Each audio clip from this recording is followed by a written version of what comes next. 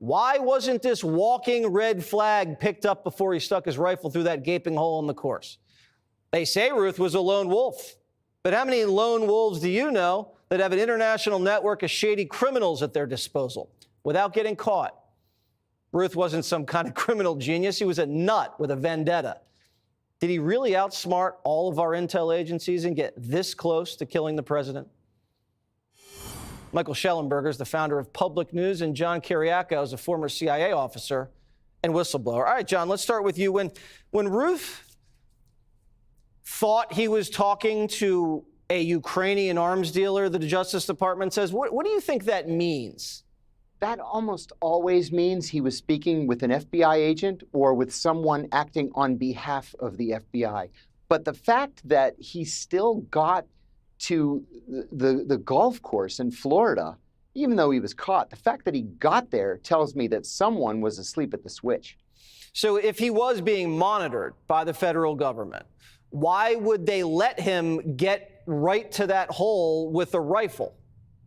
There's absolutely no way to justify that.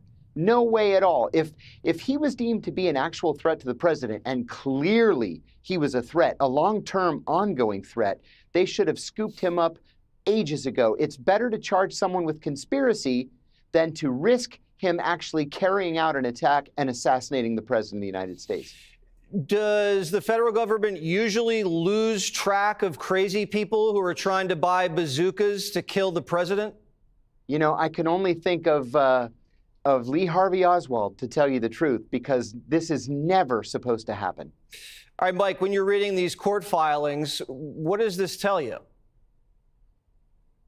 It's good to be with you. I mean, I think one of the most shocking things was the study that you just referred to. I mean, I think what we've seen happen over the last 10 years is the mainstream news media radicalizing Democrats. I guess we shouldn't be surprised that after you tell the public that Donald Trump is the same as Hitler, that you would get 55% of the public that can 55% of left of center people saying they can justify assassinating Trump. But nonetheless, that's shocking numbers. I mean, we're no longer in sort of imagine all the people or give peace a chance.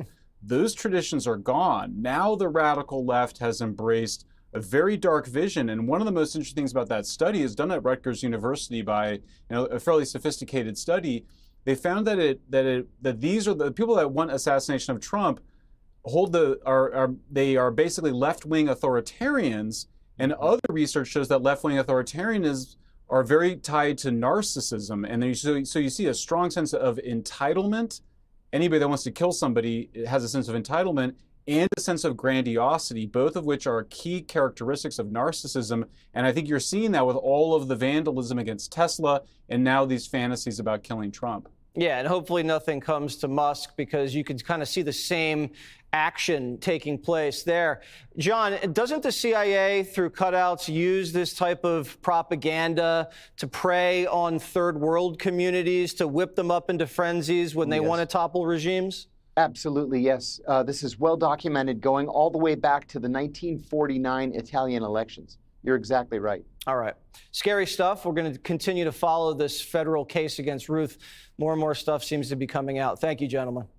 Click here to subscribe to the Fox News YouTube page to catch our hottest interviews and most compelling analysis.